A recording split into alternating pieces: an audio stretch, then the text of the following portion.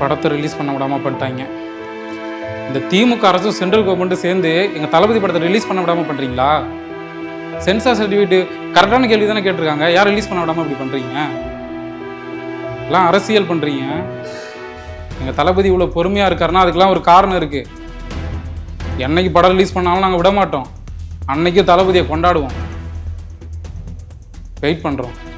எங்கள் தளபதிக்கா தடை போடுறீங்க, அதையெல்லாம் உடச்சி கம்பேக் கொடுக்கறதுல அவர் கிங்கு. எழுதி வைங்கடா வரலாற்றுல தளபதியோட கடைசி படம் வரைக்கும் எதிரிங்க பயந்தே சேர்த்தாங்கன்னு. படம் கண்டிப்பாக ரிலீஸ் ஆகும். அதை நாங்கள் எப்போ ரிலீஸ் ஆனாலும் பார்ப்போம். கான்ஃபிடண்ட்டாக இருங்க, வெற்றி நிச்சயம். தளபதி பாவம் இல்லை, அவரோட கடைசி படம் சந்தோஷமாக பார்த்து வழி அனுப்பலான்னு பார்த்தா இப்படி ரிலீஸ் பண்ண விடாமல் தடுத்து வச்சுருக்காங்க. அரசியலும் அவரை தடுக்கிறாங்க, இப்படி அவரோட கடைசி படத்தையும் ரிலீஸ் பண்ண விடாமல் தடுத்து வச்சுருக்காங்க. இதெல்லாம் எப்படி தான் தளபதி ஏற்றுக்கிறாருன்னு தெரியல. ரொம்ப மனசு கஷ்டமாக இருக்குது. தளபதி படம் எப்போ தான் ரிலீஸ் பண்ணுவாங்க? வேணும்னே பண்ணுறாங்கம்மா, அரசியல் பண்ணுறாங்க. நம்ம தளபதி படம் ரிலீஸ் ஆனால் அதாவது அரசியல் மாற்றம் வந்துடும், அவருக்கு சாதகமாக போயிடும்னு சொல்லிட்டு இந்த சென்ட்ரலும் ஸ்டேட்டும் சேர்ந்து தான் அப்படி பண்ணுறாங்க. நீங்கள் என்ன ப்ரோ? விடுங்க ப்ரோ, படம் கண்டிப்பாக ரிலீஸ் ஆகும். 1000 கோடி அடிக்கிறோம். எவன் சதி பண்ணாலும் தளபதியை நிறுத்த முடியாது. அரசியல் வேற, சினிமா வேற தானே. அதெல்லாம் இருக்கட்டும், படம் எப்படி இருந்தாலும் ரிலீஸ் ஆகும். கடைசி படம் ப்ரோ, இப்படி வேணும்னே பண்ணுறாங்க. இந்த சதி எல்லாத்தையும் முறையடிச்சுட்டு கம்பேக் கொடுப்பாரு தளபதி. பாருங்க. எப்படியாவது இந்த படத்தை ரிலீஸ் பண்ணா போதும். இந்த தடையெல்லாம் தாண்டி நம்ம தளபதி எப்படியாவது வரணும். கான்ஃபிடண்டா இருங்க, வெற்றி நிச்சயம். கண்டிப்பா வருவாரு. நம்ம பார்ப்போம். வணக்கம் மக்களே. விஜய் ஃபேன்ஸ் எல்லாருமே இப்ப அதிருப்தியில இருப்பாங்க. ஏன்னா அந்த ஜனநாயகன் படம் ரிலீஸ் ஆகாம தள்ளி போயிருக்கிறதுனால விஜய் ரசிகர்களுடைய மனநிலை என்ன அப்படின்றது தான் நம்ம இப்ப பார்த்தோம். உண்மையா ஜனநாயகன் படம் ரிலீஸ் ஆகிறதுல என்ன சிக்கல் இருக்கு, ஏன் சென்சார் இன்னும் கொடுக்காம இருக்காங்க அப்படின்றத இந்த வீடியோல தெளிவாக பார்க்கலாம்.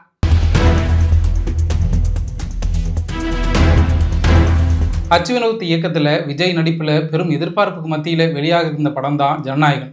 ஆனால் சில தவிர்க்க முடியாத காரணத்தால் படம் தள்ளி போகுது அப்படின்னு அந்த படக்குழு அறிவிச்சிருந்தாங்க. ஆனால் இது எதனால் இப்படி தள்ளி போச்சு அப்படிங்கிற ரீசன் பல பேரும் பல விதமான கருத்துக்களை தெரிவிச்சிட்டு வராங்க. ஆனால் அதுக்கான சர்டிஃபிகேட்டை அந்த சென்சார் போர்டு வழங்கலை. அதனால் அந்த பட தயாரிப்பு நிறுவனம் கடந்த 6ஆம் தேதி போயிட்டு சென்னை உயர்நீதிமன்றத்தில் வழக்கு தொடுக்கிறாங்க. ஜனநாயகன் சான்றிதழ் தொடர்பான வழக்கு ஜனவரி 6 அன்று நீதிபதி PT ஆஷா முன்பு வழக்கு விசாரணைக்கு வந்தது. அப்போது படத்தில் இடம்பெற்றுள்ள சில காட்சிகளை நீக்கினால் UBA சான்றிதழ் வழங்கப்படும் என மத்திய திரைப்பட சான்றிதழ் வாரியம் கூறியிருக்கு. அதனை ஏற்று அந்த காட்சிகளை படக்குழு நீக்கியது. அதன் பிறகும் சான்றிதழ் வழங்கப்படவில்லை என பட தயாரிப்பு குழு சார்பாக ஆஜரான வழக்கறிஞர் தெரிவிச்சிருக்காரு. வாரியம் தெரிவித்த அனைத்து நடைமுறைகளை பின்பற்றியும் யாரோ ஒருவர் புகார் அளித்துள்ளதாக கூறி தணிக்கை சான்றிதழ் வழங்காமல் இருப்பதாகவும் அந்த வழக்கறிஞர் வாதிட்டாரு. அப்போ சென்சார் போர்டு சார்பில் ஆஜரான மத்திய அரசின் வழக்கறிஞர் மத உணர்வுகளை புண்படுத்தும் காட்சிகள் இடம்பெற்றுள்ளதால் படத்தை மறு ஆய்வுக்கு அனுப்புவது என முடிவு செய்யப்பட்டதாக கூறினார். அப்போது படத்தை 500 கோடி ரூபாய் செலவில் எடுக்கப்பட்டிருப்பதாக படத்தின் தயாரிப்பு தரப்பில் ஆஜரான வழக்கறிஞர் தெரிவிச்சிருக்காரு. இதனை குறிப்பிட்டு பேசிய மத்திய அரசின் வழக்கறிஞர் 1 கோடி ரூபாய் படம் எடுத்தாலும் 500 கோடி ரூபாயில் படத்தை எடுத்தாலும் குறிப்பிட்ட காலத்துக்கு சான்றிதழ் வழங்குமாறு நிர்பந்திக்க முடியாது என வாதிட்டார். இருதரப்பு வாதங்களையும் கேட்ட நீதிபதி படத்துக்கு எதிராக அளிக்கப்பட்ட புகாரை ஜனவரி 7ஆம் தேதி அன்று தாக்கல் செய்யுமாறு உத்தரவிட்டிருக்காரு. தொடர்ந்து பட வெளியீட்டை ஏன் தள்ளி வைக்க கூடாது என கூறிய நீதிபதி தை பிறந்தால் வழி பிறக்குமே என்று கேள்வி எழுப்பினார். அதுக்கு பட தயாரிப்பு நிறுவனம் சார்பில் ஆஜரான வழக்கறிஞர் படத்தின் வெளியீட்டு தேதியை ஏற்கனவே அறிவித்து விட்டோம் என தெரிவிச்சிருக்காரு. புதன்கிழமையன்று வழக்கு விசாரணைக்கு வந்தபோது ஜனநாயகன் படத்துக்கு எதிராக இமெயில் மூலம் பெறப்பட்ட புகாரின் நகல் உட்பட அனைத்து ஆவணங்களும் நீதிமன்றத்தில் சமர்ப்பிக்கப்பட்டுள்ளதாக மத்திய அரசோட வழக்கறிஞர் தெரிவித்தார். மேலும் படத்தை ஆய்வு செய்த குழுவில் இருந்தவர் அளித்த புகார் ஏற்கத்தக்கதா என கேள்வி எழுப்பிய நீதிபதி அனைத்தும் வினோதமாக உள்ளது, படத்துக்கு UBA சான்றிதழ் வழங்குவதற்கு முடிவு செய்த பிறகு மறு ஆய்வுக்கு அனுப்பியது ஏன் எனவும் மறு ஆய்வுக்கு அனுப்புவது குறித்து தயாரிப்பு நிறுவனத்துக்கு தகவல் தெரிவிக்காதது ஏன் எனவும் கேள்வி எழுப்பினார். அதற்கு மத்திய அரசு வழக்கறிஞர் ஆய்வுக்குழுவின் பரிந்துரைகளில் திருப்தி இல்லை என்றால் மறு ஆய்வு குழுவுக்கு படத்தை அனுப்புவதற்கு வாரிய தலைவருக்கு அனுமதி உள்ளது என்றார். மேற்கொண்டு ஜனநாயகன் படத்தில் பாதுகாப்பு படைகளின் சில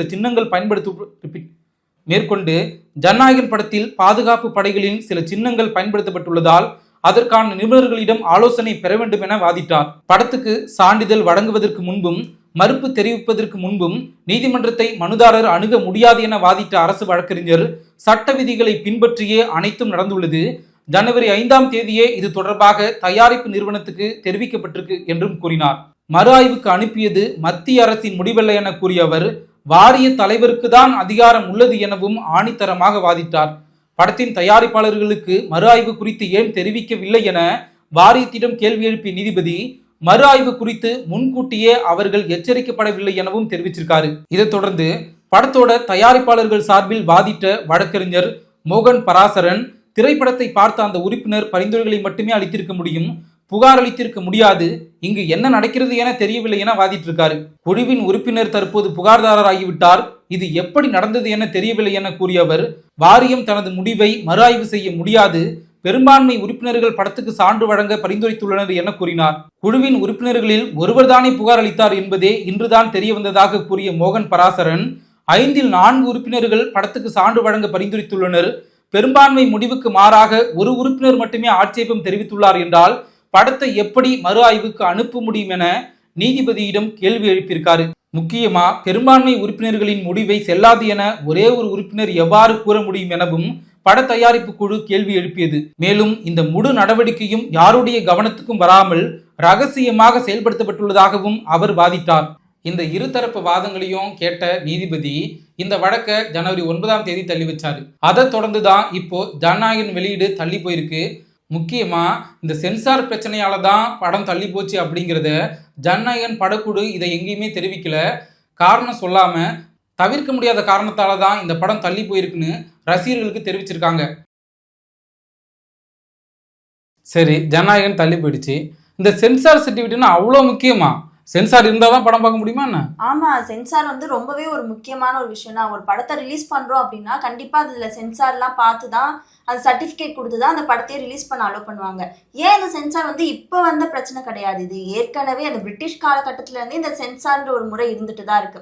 அப்பெல்லாம் வந்து பிரிட்டிஷ்க்கு எதிராக ஏதாவது ஒரு கருத்து அந்த திரைப்படங்கள்ல வருது அப்படின்னா அதை ரிலீஸ் பண்ண அலோவ் பண்ண மாட்டாங்க. அதுக்கடுத்து அது இப்போ எப்படி மாறி இருக்கு அப்படின்னா, இப்போ ஒரு படத்துல நிறைய வன்முறை காட்சிகள் இருக்கு, அது மட்டும் இல்லாம அந்த படத்துல ஆபாச காட்சிகள் இருக்கு, குழந்தைகள் வந்து அது பார்க்க முடியாத நிறைய காட்சிகள் அந்த படத்துல இருந்தது அப்படின்னா அதை வந்து அவங்க ஒரு தரவரிசை பண்ணுவாங்க. மொத்தம் ஒரு 3 வகையா அந்த படத்தை வந்து பிரிப்பாங்க. ஒன்னு வந்து ஏ சர்டிபிகேட், இன்னொன்னு யூஏ, இன்னொன்னு யூ சர்டிபிகேட் அப்படின்னு இந்த 3 சர்டிபிகேட்டை அடிப்படையா வச்சுதான் அந்த படத்தை வந்து அங்கீகரிப்பாங்க. அப்ப இந்த ஏ சர்டிபிகேட் அப்படின்றது என்னன்னா, அந்த 18 வயசுக்கு மேற்பட்டவங்க மட்டும் தான் அந்த படத்தை பார்க்க முடியும். ஏன்னா அந்த படத்துல நிறைய ரத்த காட்சிகள், வன்முறை சம்பந்தமா இருக்கும். அது மட்டும் இல்லாம நிறைய மத ரீதியா ஏதாவது பேசியிருந்தாங்கன்னா கூட அந்த அடிப்படையிலாக அந்த ஏ சர்டிபிகேட்டை கொடுப்பாங்க. அதுல வந்து 18 வயசுக்கு உட்பட்ட எந்த ஒரு குழந்தைகளும் அந்த படத்தை பார்க்க கூடாது அப்படின்னு இருப்பாங்க. சூப்பர் ஸ்டார் ரஜினி அவர்களுடைய கடைசி படம் இந்த கூலி வந்து ரிலீஸ் ஆயிருந்ததுல, அந்த படத்துக்கு வந்து ஏ சர்டிபிகேட் தான் கொடுத்தாங்க. ஏன்னா அதுல வந்து நிறைய ரத்த காட்சியா இதுக்கு ஏ சர்டிபிகேட் கொடுத்தாங்க அப்படின்னு அப்ப நிறையவே கேள்விகள், சர்ச்சையெல்லாம் எழுப்பப்பட்டது. அப்ப வந்து உயிரோட இந்த எரிச்சாங்கல்ல, அது எல்லாமே வந்து இந்த வன்முறைக்குள்ள வந்துறதுனால அந்த படத்துக்கு ஏ சர்டிபிகேட் கொடுத்தாங்க. அதனால எல்லாரும் வந்து தலைவரோட படத்தை பார்க்க முடியாம போச்சு. அதுவே யூ சர்டிபிகேட் கொடுத்துருந்தாங்கன்னா எல்லாரும் அந்த படத்தை போய் பார்க்கலாம். இன்னொன்னு யூஏ சர்டிபிகேட்னு இருக்கு. இந்த யூஏ சர்டிபிகேட் வந்து 12 வயசுக்கு உட்பட்டவங்களும் அந்த படத்தை போய் பார்க்கலாம். ஆனா அவங்க வந்து பெற்றோர் அனுமதியோட அந்த படத்தை போய் பார்க்கலாம். முக்கியமா இந்த யூஏ சர்டிபிகேட் கொடுத்தா எந்த பிரச்சனையும் கிடையாது, எல்லாரும் போய் பார்க்கலாம். இப்ப ஜனநாயகன் படத்துக்குள்ள இதே பிரச்சனை தான் வந்திருக்கு. இந்த படத்தை அவங்க ஏற்கனவே சென்சாருக்கு அனுப்பாம தேதியா அனௌன்ஸ் பண்ணிட்டாங்க. இது வந்து புதுசு கிடையாது. சினிமா துறையில ஏற்கனவே ஒரு படத்தோட டேட்டா அனௌன்ஸ் பண்ணிட்டு அதை மைண்ட்ல வச்சுட்டு தான் அந்த படத்தையே அவங்க எடுப்பாங்க. சென்சார் வந்து பாத்துக்கலாம், கிடைச்சிடும் அப்படின்னு ஒரு மெத்தன போக்குல தான் இந்த ஜனநாயகன் படம் இருந்திருக்கு. அதுதான் உண்மையான நிலவரம். இதனாலதான் படக்குழு வந்து ரொம்ப மெத்தன போக்கா வந்து அது வந்து கிடைச்சிரும், சென்சார் சர்டிஃபிகேட் எல்லாம் கிடைச்சிரும் அப்படின்னு சொல்லிட்டு படக்குழு ரொம்ப மெத்தனமா இருந்திருக்காங்க. அதனாலதான் இப்போ சென்சார் சர்டிஃபிகேட் கிடைக்கல, படத்தோட வெளியீடு வந்து ரொம்ப தள்ளி போயிருக்கு. இது படத்தோட நிறுவனத்துக்கும் பெரிய பாதிப்பு. அதுவும் இல்லாம பெரும் எதிர்பார்ப்புக்கு மத்தியில் ரசிகர்கள் எதிர்பார்த்துட்டு இருந்த அவங்களுக்கும் இது மிகப்பெரிய ஏமாற்றத்தை தான் கொடுத்துருக்கு. இது வந்து வெறும் ஜனநாயகனுக்கு மட்டும் இந்த சென்சார் பிரச்சனை இல்ல, பராசக்திக்கும் இது வரைக்கும் சென்சார் தணிக்கை சான்றிதழ் கொடுக்காம தான் இருக்காங்க. இன்னும் அதுவும் ரிலீஸ் டேட்டா மாறலாம், மாறாமலும் போகலாம். அதனால இப்ப 2 படத்துக்கும் தணிக்கை சான்றிதழ் கொடுக்காம தான் இருக்கு. விஜயோடைய ஜனநாயகன் படம் தான் அதிகமா பேசப்படுது. இது ஒரு பக்கம் அவருக்கு பிளஸ்ஸா கூட மாறலாம். ஏன்னா இப்ப அரசியல் ரீதியா காங்கிரஸ் உட்பட எல்லாருமே விஜய்க்கு ஆதரவா பேசிட்டு இருக்காங்க. சரி, இப்ப இந்த ஏ சர்டிபிகேட் வந்து எதுக்காக கொடுப்பாங்க அப்படின்னா, இந்த படத்துல நிறைய வன்முறை காட்சிகள், ஆபாச காட்சிகள், இல்ல அந்த அரசாங்கத்துக்கு எதிராக அவங்க பேசியிருந்தாங்க அப்படின்னா இதெல்லாத்தையும் அடிப்படையா வச்சுதான் அந்த படத்துக்கு ஏ சர்டிபிகேட் கொடுப்பாங்க. இது வந்து புதுசு கிடையாது, ஏற்கனவே நிறைய படங்கள் ஏ சர்டிபிகேட்ல வந்திருக்கு. இப்ப விடுதலையா எடுத்துக்கோங்க, விடுதலை வந்து நிறைய அதுல நியூட் காட்சிகள்லாம் இருந்ததுனால அதை வந்து ஏ சர்டிபிகேட் கொடுத்தாங்க. இந்த ஏ சர்டிபிகேட்ல என்னென்ன படங்கள் வந்திருக்கு அப்படின்னா விடுதலை வந்தது, ஆமா பேட் கேர்ள் கூட வந்திருக்கு. பேட்கள் நானா நீங்க இல்ல பேட் கேர்ள் படத்தை சொன்னேன், சானிகா கீதம் அந்த படமும் கூட ஏ சர்டிபிகேட். அந்த மாதிரி ஜனநாயகனுக்கும் ஏ சர்டிபிகேட் வந்துருமோ அப்படின்ற ஒரு அச்சம் இருக்கு. அது ஏன் அப்படின்னா ஒரு டார்கெட் பண்றதே கிட்ஸ் தானே. இப்ப ஏ சர்டிபிகேட் கொடுத்துட்டாங்க அப்படின்னா அதிகமா கிட்ஸ் வரமாட்டாங்க. ஏன்னா 18 வயசுக்கு மேற்பட்டவங்க மட்டும்தான் அந்த படத்தை பார்க்கணும். இதுவே யூ சர்டிபிகேட் யூஏ சர்டிபிகேட் கொடுத்தா எந்த பிரச்சனையும் கிடையாது. அது வந்து எல்லாரும் போய் பார்க்கக்கூடிய ஒரு படமா இருக்கும். யூஏ சர்டிபிகேட் மட்டும் 12 வயசுக்கு உட்பட்டவங்க அவங்க பெற்றோரோட போய் அந்த படத்தை பார்க்கலாம். அதனால அதுல எந்த ஒரு பிரச்சனையுமே வராது. இப்ப ஜனநாயகன் படத்துல பிரச்சனை வர்றது எதிர்பார்த்ததுதான். ஏன்னா அவர் அரசியல்ல வந்துட்டாரு, திமுகவை எதிர்க்கிறாரு, அதனால கண்டிப்பா ஏதாவது ஒரு பிரச்சனை வரும்னு எல்லாரும் எதிர்பார்த்தது. ஆனா பராசக்தி படம் திமுக தானே ரிலீஸ் பண்ணுது, மொழி போற அடிப்படையா வச்சுதான் அந்த படத்தையே எடுத்திருக்காங்க. ஆனா அதுலயும் சென்சார் பிரச்சனை இருக்கு அப்படின்னு சொல்றாங்களே. பராசக்தினாலே பிரச்சனை தான்மா. பராசக்தி அந்த காலத்துல கலைஞர் எடுத்த பராசக்தி கூட பயங்கர சென்சார் பிரச்சனை சிக்கிச்சு. ஏன்னா அது ஒரு சோசியல் பொலிட்டிக்கல் டிராமா படம். இன்டெப்தா பாலிடிக்ஸ் பேசியிருப்பாங்க, கடவுள் மறுப்பு பேசியிருப்பாங்க.